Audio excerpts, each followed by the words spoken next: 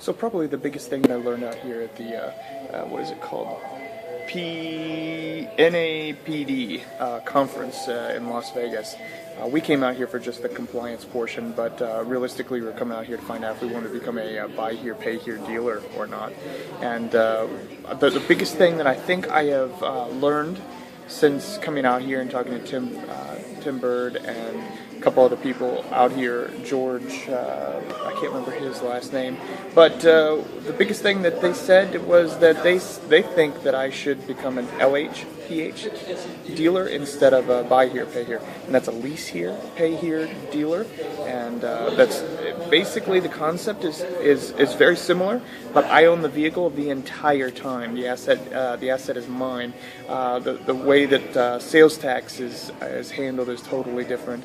The way that down payments are handled are totally different. Security deposits, there's a lot of things that are a lot different. And from my understanding, I mean, one of the biggest reasons that I came out here was finding out about the regulations and all the crap, that the government just keeps pushing down on businesses, and rightfully so, because business owners are screwing consumers left and right. But the problem is they're getting. The reason why they're screwing people is because there's less and less profit in our country, and they see that the big wigs, the Bank of Americas and the Goldman Sachs, those kind of companies that are really, really screwing over consumers, whether they admit to it or not. But the whole thing about it is we wanted to find a business that's going to be simpler to run. It makes a lot of money, and realistically something that is going to generate a lot of cash for me and allow me to invest, revenues that I get from other businesses, and obviously diversify it a little bit more. The lease here, pay here versus the buy here, pay here, like I said, has several advantages. So at this point in time, now everything that I'm going to be looking at is almost 100% lease here, pay here. And now I have to find out all the different things that go along with that. Like, for example, with a lease here, pay here versus a buy here, pay here, you don't have to disclose pretty much anything.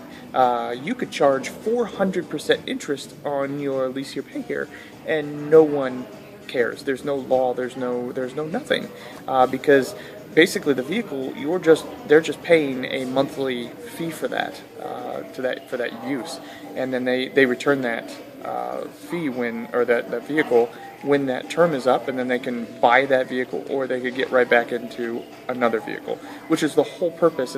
And one of the other things about the lease here, pay here versus the buy here, pay here is at the end of the buy here, pay here, after that customer has made that last payment, you really don't see that customer anymore. I mean, it's very possible that you won't.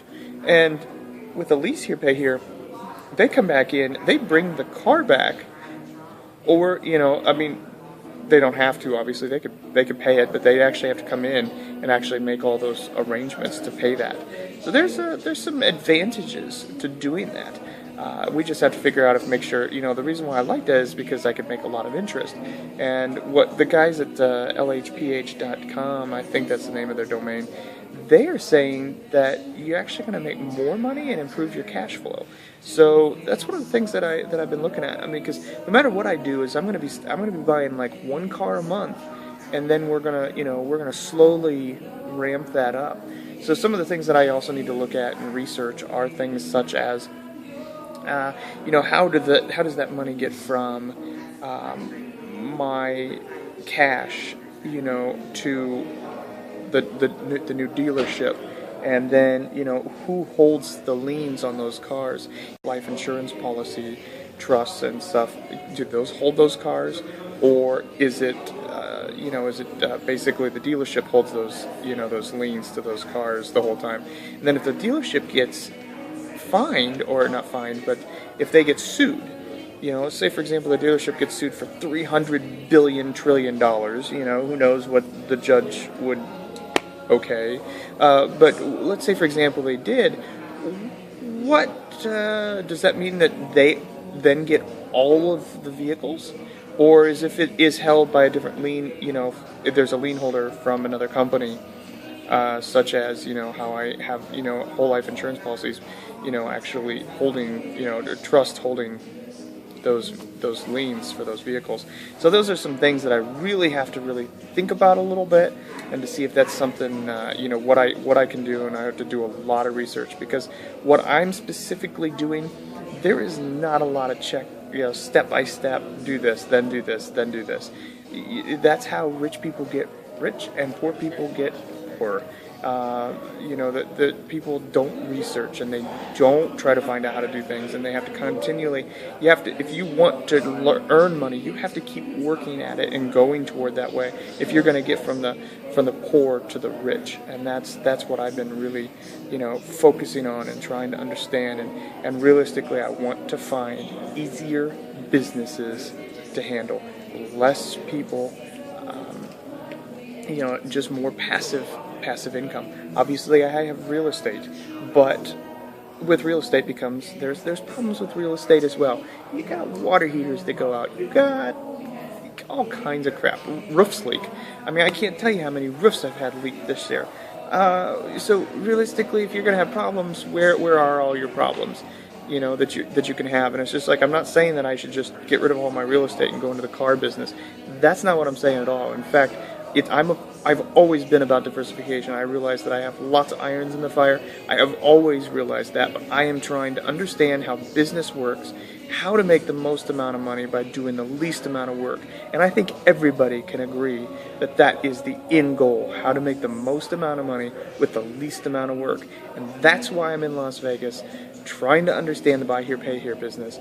And by coming out here, I've learned that the buy here, pay here business is extremely regulated, and it's actually getting more and more and more and more so.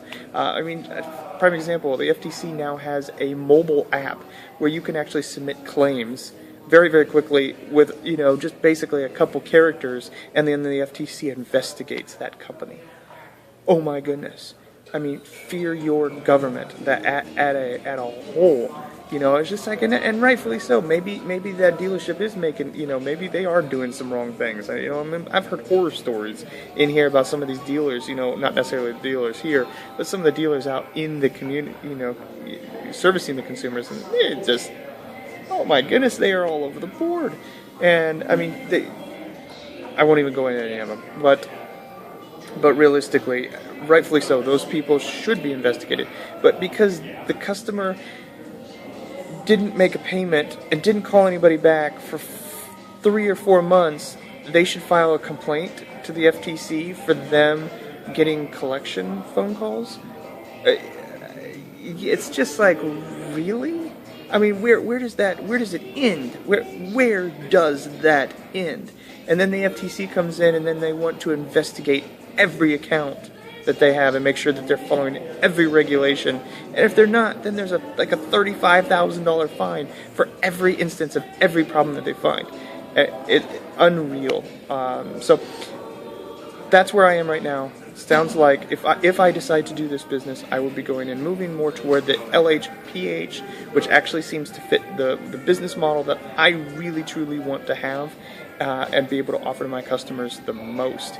And that realistically is, you buy a vehicle from, not Ben, but from my company, and I take care of everything that's wrong with that car. All I care about is you making your payment, and you making sure that the vehicle gets serviced, when it needs to be. So if the engine starts making noises, you bring it in, we'll take care of it. I want that simplicity's sake. I want that ease, that comfort, that that if there's something wrong with this vehicle, YourAuto.biz or whatever the name of the company is going to be is taking care of it. I don't have to worry about it, because that will sell itself no matter what. And I think the customer would be willing to pay extra. Obviously, this is a subprime, market as well, but it's very possible that I could see this more so going to other companies as well as, or I should say, not necessarily at subprime, but regular customers. Obviously, I'd be competing against 0% financing, and I won't do that. So that's probably why I'll probably end up staying in the subprime. But those people that are out there, they need reliable cars.